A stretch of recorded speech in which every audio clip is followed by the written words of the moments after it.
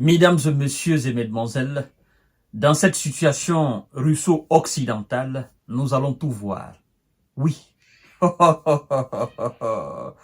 Depuis 2022 jusqu'en 2024, mois d'août là, on a tellement vu de choses que... Mais ce que je m'apprête maintenant à vous dire, ça sort de l'ordinaire. Incroyable, mais vrai.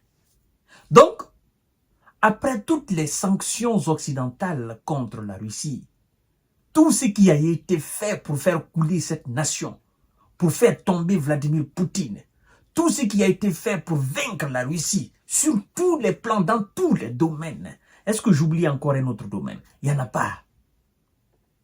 Toutes les sanctions, toutes les interdictions. On est allé même chercher des alliés de la Russie au fin fond de l'Afrique pour dire, si vous faites ça à la Russie, nous allons vous couper les aides. Malgré tout, cette Russie tient.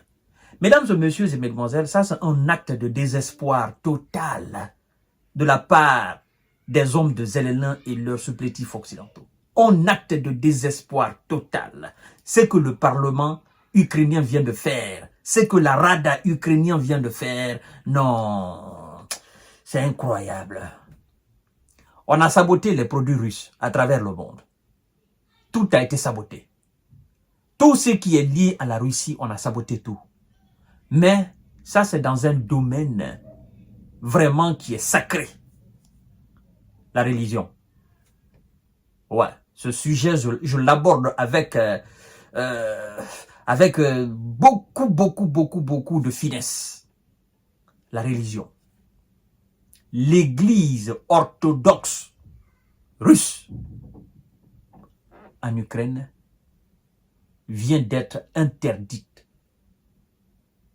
Les 265 parlementaires ukrainiens ont voté. On nous apprend qu'il y a eu 29 qui ont voté contre, il y a 4 qui se sont abstenus. Mesdames et messieurs et mesdemoiselles, ça va changer quoi dans la donne sur le terrain?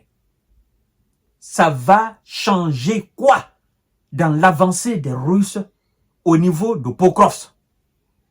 Ça va changer quoi dans l'annexion des territoires ukrainiens? Ça va changer quoi? Qu'est-ce que l'église orthodoxe russe vient faire dans une situation de guerre? Ou bien, vous voulez nous dire que ce sont des espions qui travaillent au service de la Russie? Vous voulez nous dire que c'est des gens, en réalité, ce n'est pas des religieux? Ils font semblant, mais ils ont d'autres, ils font d'autres projets dans l'ombre. C'est ce que vous voulez nous dire?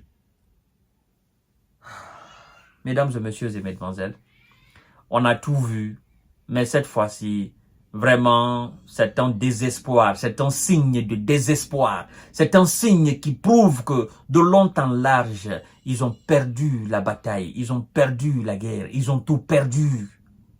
Ils ont tout perdu. Ils ont perdu sur tous les plans. C'est pas possible.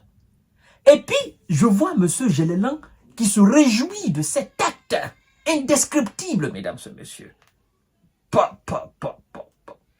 Non, ça, c'est ce qu'on appelle la russophobie à l'extrême. C'est-à-dire, il faut se débarrasser de tout ce qui est culture russe, de tout ce qui est lié à la Russie. Il faut se débarrasser de tout. Mais voilà alors l'une des raisons principales pour lesquelles la Russie est en Ukraine. Vous voyez? Vous voyez, mesdames et messieurs? En fait, ces gars, ils se sont dit, bon, écoutez, nous allons nous débarrasser de tout ce qui est russe. Les russophones dans le Donbass. Mais la situation a commencé à cause d'eux, à cause du non-respect de leurs droits, à cause du non-respect de leur application de la culture russe dans ce pays-là. Or, c'est un pays qui est composé. Mesdames et messieurs, vous voyez alors, ça c'est un autre acte qui montre qui démontre aux yeux du monde qu'en réalité, ces gars, tout ce qu'on a dit au sujet d'eux, tout est vérité. L'église orthodoxe russe.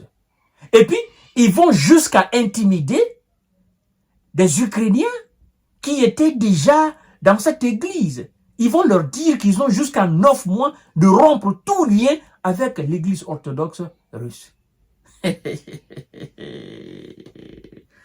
le Parlement ukrainien vote l'interdiction de l'église orthodoxe liée à la Russie.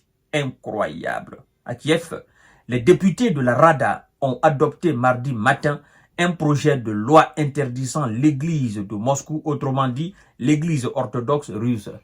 Que l'église de Moscou. Moscou a une église en Ukraine. Ben, ce sont des religieux, tout comme les autres. Tout comme les musulmans qui ont des Moscou un peu partout en Ukraine. Tout comme des chrétiens qui ont des églises un peu partout. Tout comme des athées qui n'ont pas de religion, qui sont dans ce pays-là. Pourquoi vous les interdisez? Ou bien, pour vous, tous ceux qui sont en Ukraine n'ont pas de lien avec la Russie. Qui sont musulmans, qui sont chrétiens, qui sont athées, qui ne croient en rien. Pour vous, ces gens n'ont pas de lien avec la Russie. Mais c'est pathétique, mesdames et messieurs, sincèrement. Oh non, c'est trop rabaissant ça. C'est trop rabaissant ça. Oui, sur le territoire ukrainien, a annoncé le parlementaire Laroslav Zelesniak sur Telegram, voté par 65 députés, 29 ont voté contre et 4 se sont abstenus. La loi entrera en vigueur 30 jours après sa publication avec une clause prévoyant toutefois que les communautés de l'UOK-MP, l'église orthodoxe ukrainienne, faisant partie du patriarcat de Moscou, auront 9 mois pour rompre les liens avec l'église orthodoxe russe, mesdames et messieurs. Vous voyez? Vous voyez, ce sont des actes qui prouvent que tout a été perdu. La guerre a été perdue. Il n'y a plus, en fait, il n'y a plus d'espoir. Et donc, il faut se débarrasser de tout ce qui est odeur russe. Il faut se débarrasser de... En fait, je crois que le gars, il est devenu paranoïa. Oui, il est devenu complètement parano. Dans sa tête, il se dit, ben, tous ces gars qui sont en boubou, machin blanc, avec, c'est pas des religieux, hein. Ces gars-là, non. Peut-être parmi eux, il y a Vladimir Poutine qui se cache. Un homme, peut-être parmi eux, il y en a qui sont en train de m'espionner. Ça change quoi, mesdames et messieurs? Bon, je ne vais pas trop m'étaler là-dessus. Vous avez compris la quintessence de l'émission. L'église orthodoxe russe en Ukraine est interdite par le Parlement ukrainien. Je me demande, après tous ces événements, comment va se comporter ce pays-là, sincèrement. C'est vraiment dommage, hein. À tout à l'heure pour notre série d'informations et de décortiquage. C'est un désespoir total. Oui, ils sont désespérés, ils ne savent plus quoi faire.